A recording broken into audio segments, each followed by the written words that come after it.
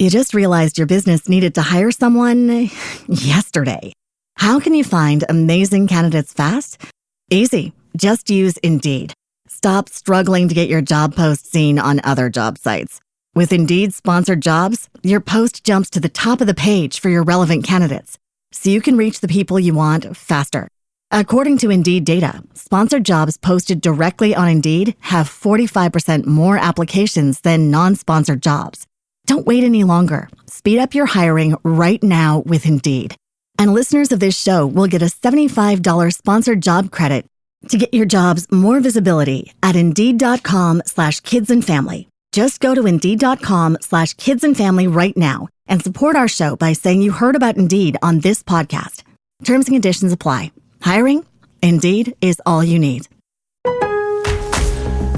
Craftsman Days are here at Lowe's with big savings on the tools you need. Right now, get a free select tool when you buy the Craftsman V20 2-pack battery kit.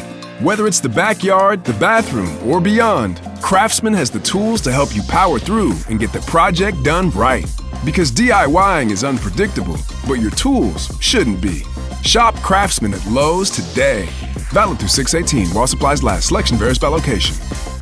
If you're a podcast host, listen up, this one's for you. My name is Allie Jackson. I'm the host of Finding Mr. Height, a dating and relationship podcast that I've been doing for 4 years now, sharing my positive and practical approach to dating that's built on my own life experience. And I wanted to share another experience that I've had, my secret behind monetizing my show. It's called Red Circle, and I was just telling my colleague about how much I love their platform. With Red Circle, not only am I getting a seamless hosting experience, but I also love the support I receive in ad sales. It's not just typical ad sales either. It's targeted opportunities based on my show and my life. And the platform is super simple. You just set your preferences and Red Circle matches you with sponsors that align with your show. You can vet every opportunity and their platform gives you great analytics. More recently too, my Red Circle team has brought me opportunities outside of my podcast on social media to really augment the podcast partnerships, bring them full circle. I just can't recommend them enough. If you want to give it a try, go to redcircle.com to get your free trial. That's redcircle.com for a free trial.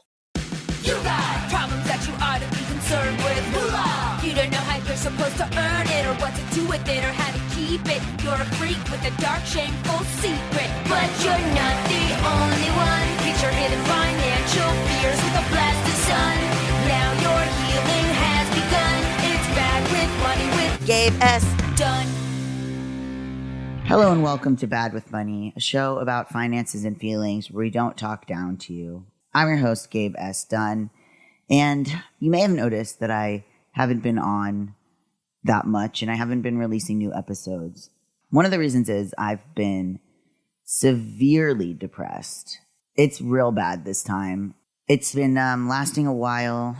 I also have a lot of medical ailments that have befallen me. I don't know if I've talked about it here. Maybe I have. But my hands kind of stopped working.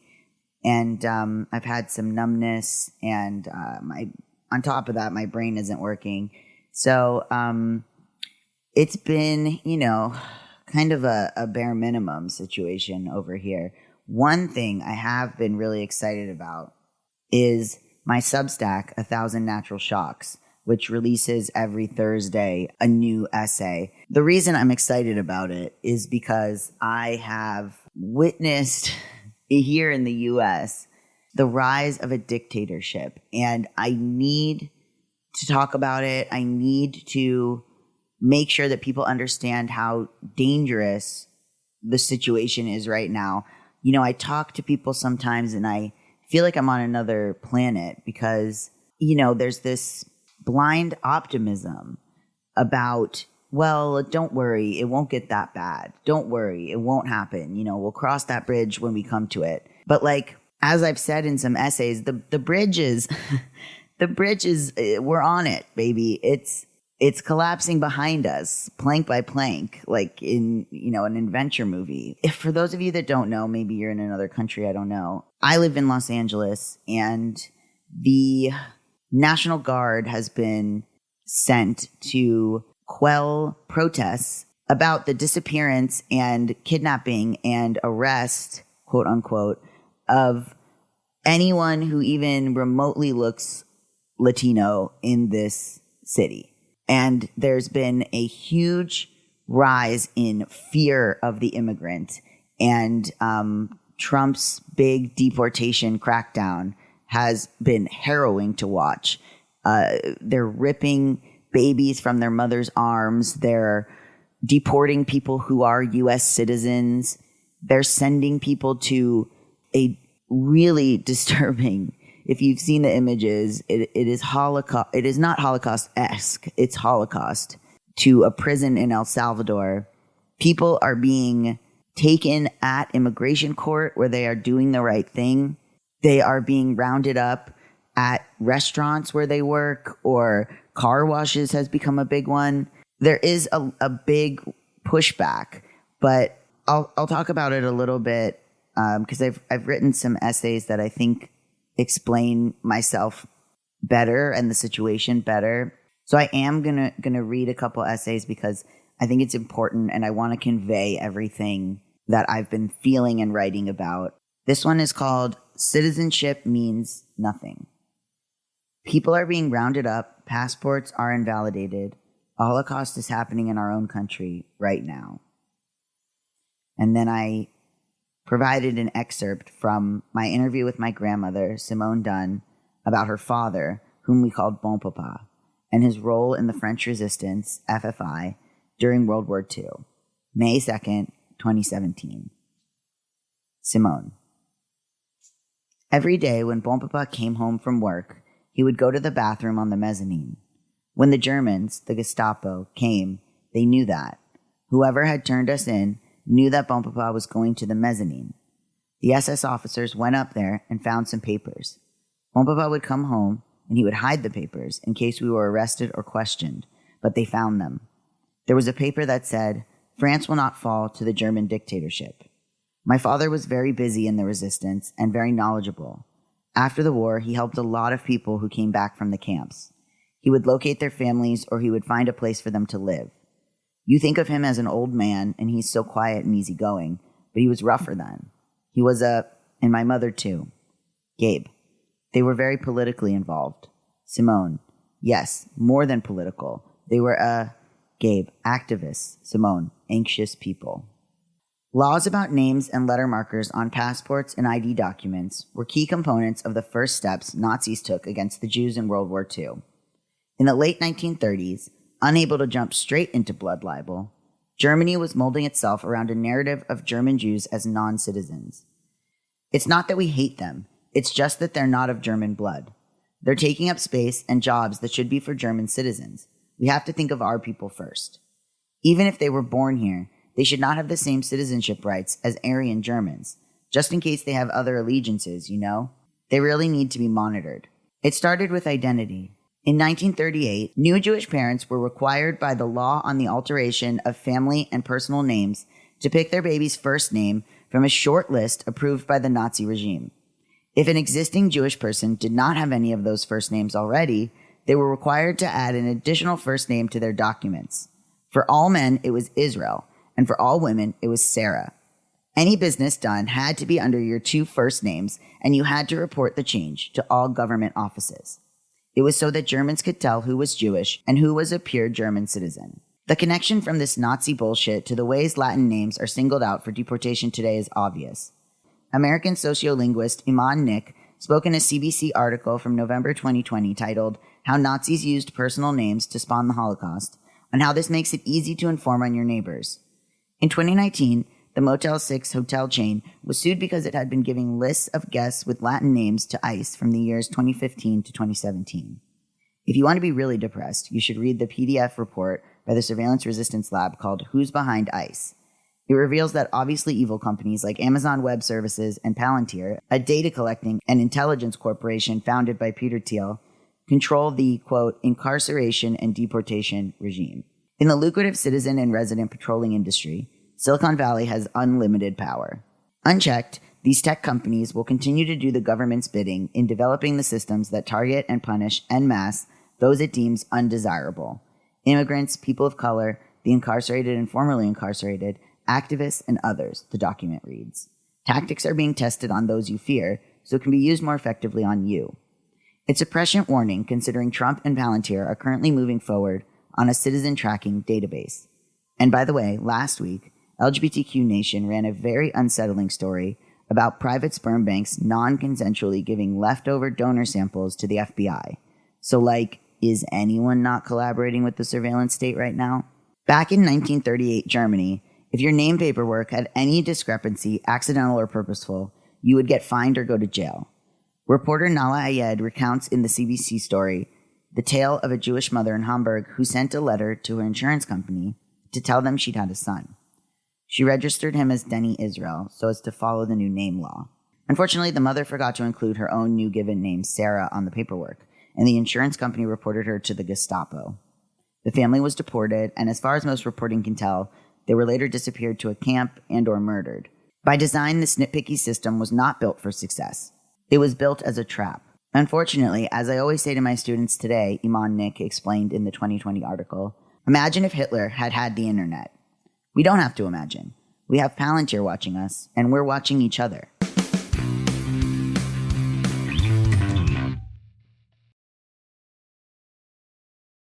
Very recently, I used Indeed to get hired for a part-time job. The employer put their job listing up on Indeed. That's where I found it. I applied through Indeed, and I got the job. Indeed made the hiring process so easy. I was able to search for all kinds of jobs based on my skills and being able to look at really easy to read descriptions from the jobs about what they were looking for in a candidate. If I needed to hire someone again, I would absolutely use Indeed. And I also have been telling everyone when they've been saying that they want to look for a job or they don't know where to find a job, I was like, you got to use Indeed. I've literally told like 4 people like, oh, I found this job on Indeed. That's where you should look if you're looking to find a job. And the job I was looking for, they needed someone really quickly because they were growing so fast. So they needed to hire the right person very fast, and it was so important. When it comes to hiring, Indeed is all you need. Stop struggling to get your job posts seen on other job sites. Indeed sponsored jobs help you stand out and hire fast. With sponsored jobs, your post jumps to the top of the page for your relevant candidates, so you can reach the people you want faster. And it makes a huge difference. According to Indeed data, sponsored jobs posted directly on Indeed have 45% more applications than non-sponsored jobs. I sincerely love Indeed. I went on there. It was incredibly easy. I literally got hired in September for a job actually using Indeed.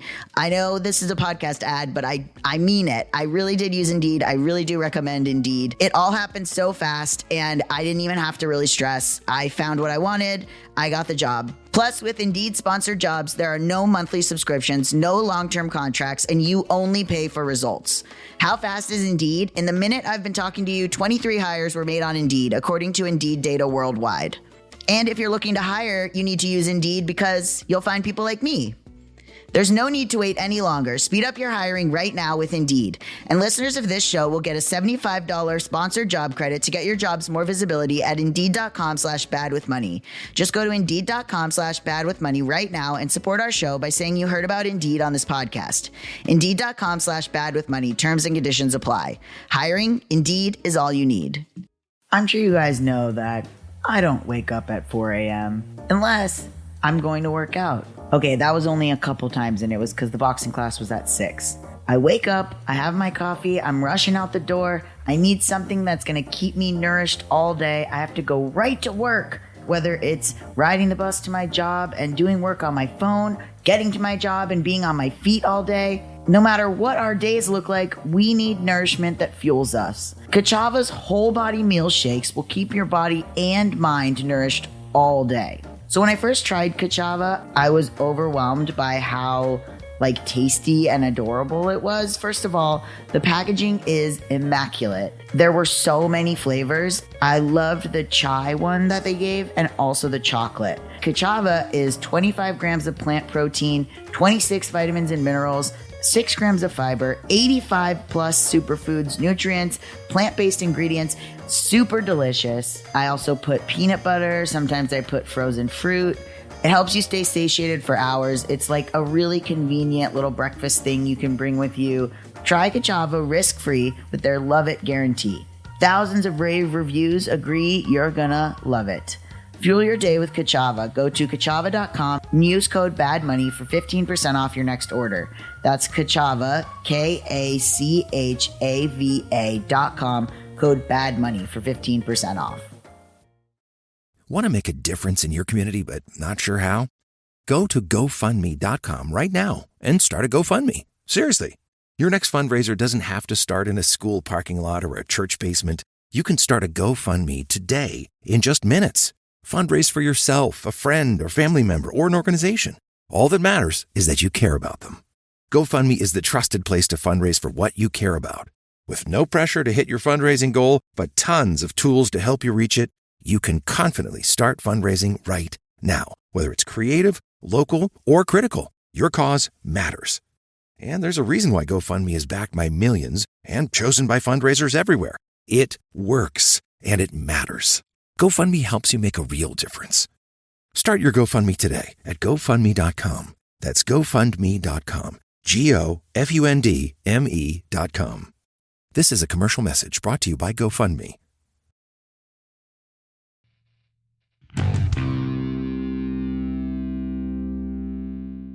It's the week of my 37th birthday, and so it's the perfect time for me to hyper-focus on the Nuremberg laws. Oh, you haven't sat poolside at your own party doom-scrolling about Hitler? Loser. Though I attended Jewish day school, and though we spent a long time learning about the emotional toll of the Holocaust, we didn't spend any on why it happened politically. Teachers repeated the reasoning because good people did nothing, or they sang the praises of those righteous Gentiles who did something. But my question all week, as I've researched beyond the Elie Wiesel books and Number the Stars TV movies I was fed, was why? Why the fear? Why the Jews? Why any of this at all? In 1936, the law for the protection of German blood and German honor declared that race mixing wouldn't save a Jew from losing the protections of German citizenship, even if they'd been born there or married a countryman or raised their children to love the country. No matter what, now Jews were immigrants, diasporic. We were painted as dangerous and as criminals. We were eating children. We were the reason for the poor economy and for Germany's defeat in World War I. It was a national crisis and emergency to round us up and clear us out. A brash politician proclaimed that Germany had to arrest, disappear, and detain Jews to keep their own streets and children safe. Names and security not being enough, the Nazis next invalidated all German Jewish passports. Jews were now not only not citizens, they had no access to traveling outside the country or the support of any German institution. To get their passports reinstated, German Jews had to submit their new passports to a passport office to be stamped with the letter J.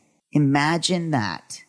Not having the right letter on your passport creates a lot of problems and restrictions on freedom of movement. Not having the right name is dangerous. Not having the right markers. Not having the protection for or of your family or children. Come on. This is an obvious precursor to the U.S.'s fate, the complete destruction of an industrialized country and the people living within it by a fascist divider-in-chief. The U.S. is going the way of post-World War II Germany, ongoing historical shame, death and debt, horrors, a long, never-ending spiral staircase to forgiveness on the world stage that Germany may never entirely earn back, and we probably won't either. Trump hasn't even changed the playbook at all. A Holocaust is happening in our own country right now. It is against Latinos and other brown people specifically, and also other people of color, as we will talk about in this piece. Trans people are part of it, used by fascists to sell more and more fear. It's an intersectionality of boogeymen. Those who fail to learn history aren't doomed to repeat it. They want to repeat it. They're hoping to. Our neighbors are being rounded up, disappeared, and deported, just like my ancestors were. ICE is a Gestapo, point blank, period. A brown immigrant in America heading towards citizenship with American children and an American spouse is not American enough to count the way white Americans of a certain ilk do. I mean, look, I have no problem with Hispanics, but we can't know which ones are good and we have to protect ourselves, right? When you make people into uncitizens, you can do a whole hell of a lot to them. It's a sea of pawns and NPCs who are as forgettable as the average German citizen who did fucking nothing. Worse than the ones who were cowards. There's been much better research than what I did this week on why someone would join the Border Patrol in 2025, but every video looks like Nazis to me. Some say it's a fast track from poverty to a middle-class life. Others posit that it is a sheer hunger for power. And others say ICE is painted as a very exciting and important job. Naive people join expecting it to be like the CIA or something. Also evil. I don't really care at this point. Watching the arrests of mothers, the zip tying of children, the crying and screaming as whole neighborhoods fight for their fellow townspeople, I wonder, how the fuck could anyone think they were doing the right thing here? How can they not step back and look at their role in all this pain? How do they justify covering their faces and stomping on bodies and ripping away babies? Could it really be that they think they're saving Americans? From her captivity in a cramped attic in Amsterdam, teenage diarist Anne Frank famously wrote, "In spite of everything, I still believe that people are really good at heart." In critiques of the quote, it's obviously noted that while she believed that, she was also, 3 weeks later, killed by people who were bad at heart. I'd argue, however, that it's worse than that. I think most of the harm in the world comes from people who believe they are doing good, rather than people who relish doing bad. I'd wager that the soldiers who imprisoned and killed Anne Frank thought they were doing the right thing for their country. They believed they were good at heart by protecting the German people and making sure their fellow Aryans, their wives, their children, their friends, were safe and secure. It's not that people are good at heart and so cruelty will be mitigated. It's that believing so absolves those home and country protectors of any responsibility for what comes next. It's not hard to see that the Nuremberg race laws are the Trump administration's clear step-by-step process for this Holocaust against Latinos, and enemy number 2, trans people. It's not even new that they've made citizenship and markers on ID cards their main methods. The Reich citizenship laws and others mentioned above marked Jews as another race and non-Germans, but it also hit any of Hitler's political enemies. This included people who were in unions, communists, leftists, social democrats, black people, antisocial people, repeat criminal offenders, way too broad of a classification, gay people, Roma, and Jehovah's Witnesses. Up and up the ladder it went, catching everyone on every rung. Everything happening right now is about gatekeeping citizenship. Making trans people's passports and IDs nonsensical calls their citizenship into question. We can't travel safely, or at all, so we can't leave. For immigrants and their families, citizenship is more of a moving target than ever. And because privileged, natural-born Americans have absolutely no fucking idea what the path to citizenship looks like, I don't know, an English language class and a test about George Washington and you're pretty much in, right? They have no concept of why someone wouldn't be one. They could not list the steps. Should it be harder to become a citizen or should it be easier? Should they be arrested while trying to appear in immigration court? Is that not evidence of trying? Should they have to jump through 1,000 hoops and truly prove their patriotism, therefore it should take a long time for them to become legal? Or should it be so easy that anyone who hasn't completed it in multiple years is just lazy or not taking their timed invitation inside this great nation seriously? Did they have enough time to send in the paperwork or too much time? Studies have consistently shown that 1/3 of natural-born Americans could not pass the standard citizenship test. In a survey about documentation, nearly 21 million Americans responded saying they did not have documents handy to prove their citizenship. There are myriad reasons for this. The documents might be in the home of another family member or in a safety deposit box, Kevin Morris and Cora Henry reported, and at least 3.8 million don't have those documents at all, often because they were lost, destroyed, or stolen. That flood that damaged your birth certificate, that big move where you lost your driver's license, wallet left in an Uber, you're fucked if they choose to fuck you. People who are citizens are being detained and deported. Do you think it's because they did something wrong? Do you think they should be kicked out without due process? The very same due process you think white boy swimmer rapists should be entitled to.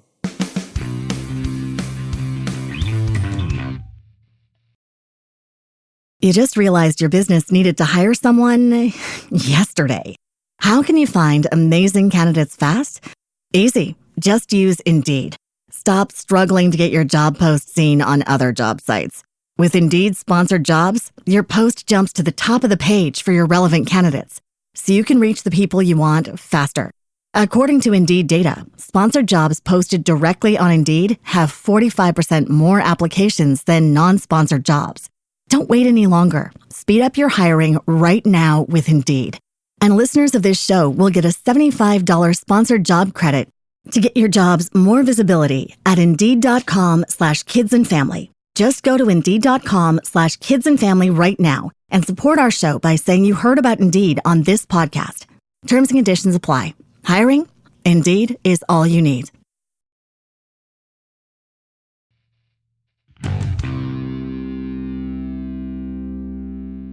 Do you think that it's okay if some citizens get booted by accident as long as we get the bad apples out? Sure, a childhood cancer patient was deported, but we might have gotten a couple gang members in the sweep. Can't make an omelet without breaking some eggs. If you think every citizen should have to randomly show papers to avoid being deported, and that if they don't, it's their own fault and there should be no exceptions, ask your white college-aged daughter where her social security card is right now. Saving Jews in the 1930s and 40s was not something one admitted to doing in polite company. Yad Vashem, the World Holocaust Remembrance Center, notes on their website that because patriotic safety was deemed bipartisan and of moral imperative for good German citizens, those helping the Jews were particularly vulnerable to the ubiquitous phenomenon of denunciations. It was a private affair to hide Jews, not because it was illegal, but because it was socially uncouth. The only way for the authorities to find out was if someone in your community informed on you, and it was not always about the informant being anti-Semitic. Ratting out your neighbors who were harboring Jews was based on a fear of social repercussions, according to an episode of Behind the Bastards with host Robert Evans. There were rarely official on-the-books punishments for hiding Jews. It was mainly frowned upon. In debates about quote-unquote criminals and the fluid meaning of such under a fascist government, people argue that the Holocaust was legal and it still happened. Legality means nothing. Trump's actions don't have to be legal to be put into effect. Impeachment does nothing, sanctions do nothing, but the scarier thing is that I realized in my research the Holocaust was illegal. And just like today, that illegality was impotent. I work a minimum wage retail job in a very bougie part of town. Many of these customers would and have praised Trump to me. I presume, and also have been told, this means they share his opinions and approve of his work ripping apart immigrant and non-immigrant families. As I peruse the comments on right-wing blogs about the never-ending heartbreaking ICE arrests, it's clear the consensus is these people broke the law, so they deserve what comes to them. These are criminals, and I'm not a criminal, so this would not happen to me. Some of my customers have expressed similar opinions. These are the same people who come into the store where I work and throw their dog poop in the trash can inside, even though there's a big sign that asks them not to. They're in a rush. It's just their little bag. One bag won't cause the store to smell. It's fine if they do it. It's fine if they do it. They are the same people who want their dog's nail grinding fee to be waived simply because they didn't know it was happening, even though it is clear when you book a haircut online. They are the same people who want to return items they paid for with rewards points and get the points back, even though that's not how the point system works, and they know that. You can't pay with points and then get money back. Well, what are you going to give me then, they ask, whining that they've been a loyal customer for years. Is this how we pay them back for their loyalty? I rage. Do you fucking think that someone who has put in the work to be here in the US, working and paying taxes, is less loyal and more worthy of punishment than you and your stupid rewards points to get $20 off at a dog store? Imagine them shouting at the ICE officers, zip tying them and throwing them into the back of a van that they've been loyal to the United States for years. Is this how they're being paid back? Yes, it is. Like, what are we fucking playing at? These rich parents storm into their children's school and demand an underpaid teacher raise their son's grade just because he was sleepy the morning of the test. I've seen you. I went to school with you. Like, be for real. You think the laws don't apply to you, but they do apply to anyone that doesn't look like you. Brown people, trans people, brown trans people. You are all driving your Teslas into the biggest embarrassment your grandchildren will ever have to ask you about. You have to pull your heads out of your asses. You have to see that this is wrong. We don't have time. This is urgent. It's a test. Throwing dissenters in jail, bombing our own citizens, disappearing and torturing people, solidifying gender norms, ending Roe v. Wade, creating more control and police violence. You would think I lived in the middle of this hospital. It's a test. Creating more control and police violence against protesters and on women and on quote-unquote criminals. If you arrest trans people for being in whatever bathroom you think they shouldn't be in, that sure creates a lot of criminal records. The philosopher Michel Foucault's idea of the imperial boomerang states that anything an imperial power does overseas, they will eventually do to their own citizens. Empires use their colonies as laboratories for methods of counterinsurgency, social control and repression, methods which can be brought back to the imperial metropolis and deployed against the marginalized, subjugated, and subaltern within. Connor Woodman writes in an article titled, The Imperial Boomerang, How Colonial Methods of Repression Migrate Back to the Metropolis. People here see it as good that suppression methods are strong overseas.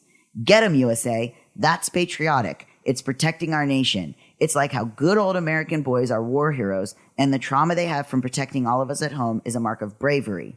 Who else might have been there? Who are they fighting? Bad guys? Okay, who are the bad guys?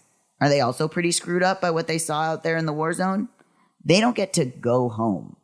I mean, I don't know. It seems like if a band of people from another country came over and started cleaning things up here, you'd probably stand your ground and pull out your own weapon. Would they be within their rights to shoot you? Listen to me. You are not exempt from the terror of current day America, and if you can't see it now, the rest of us have to leave you behind.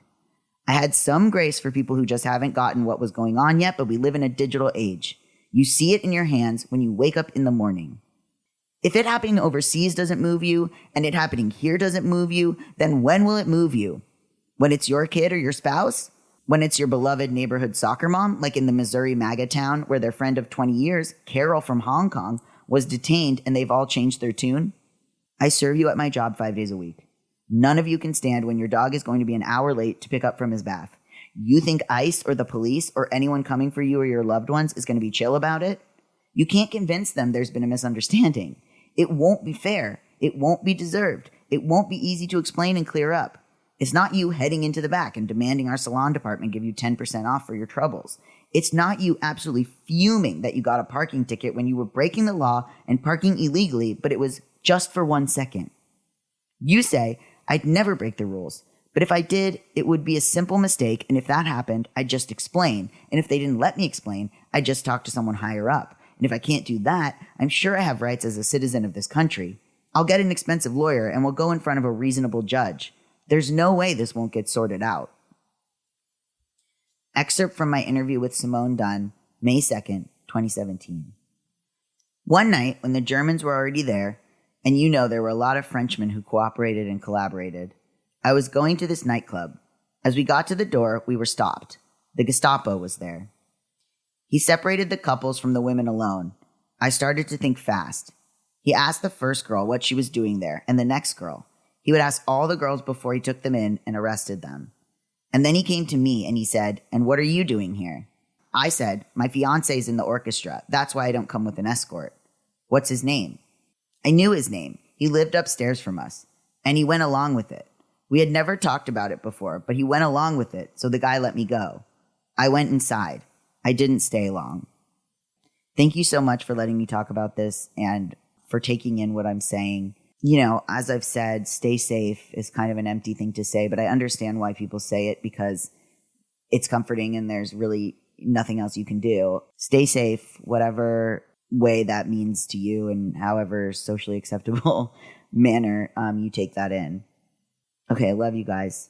Bye. Bad with Money with Gabriel S. Dunn is a production of Noted Bisexual, produced by Melisa D. Monts and Diamond MPrint Productions. Edited by Diane Kang, post-production sound by Coco Llorens, production assistance by Melanie D. Watson, and music by Mike Kaplan, Zach Sherwin, and Jack Dolgen, sung by Sam Barbera. Thank you, love you, bye! This is your before and after story. Southeastern College can help you prepare for a secure and fulfilling career in the growing healthcare field. We offer a wide range of careers to choose from. So whether you want to be a medical assistant, medical billing and coding specialist, nurse, surgical technologist, or another healthcare career, we've got you covered. Become a vital part of a healthcare team and make a real difference. Southeastern College, your future is bright. Visit sec.edu to get started.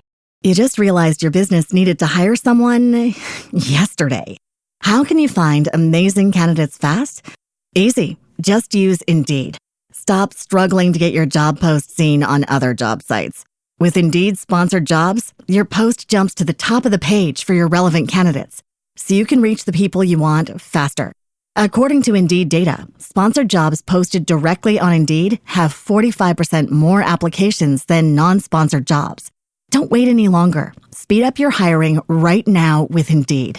And listeners of this show will get a $75 sponsored job credit to get your jobs more visibility at Indeed.com/kidsandfamily. Just go to Indeed.com/kidsandfamily right now and support our show by saying you heard about Indeed on this podcast. Terms and conditions apply. Hiring? Indeed is all you need.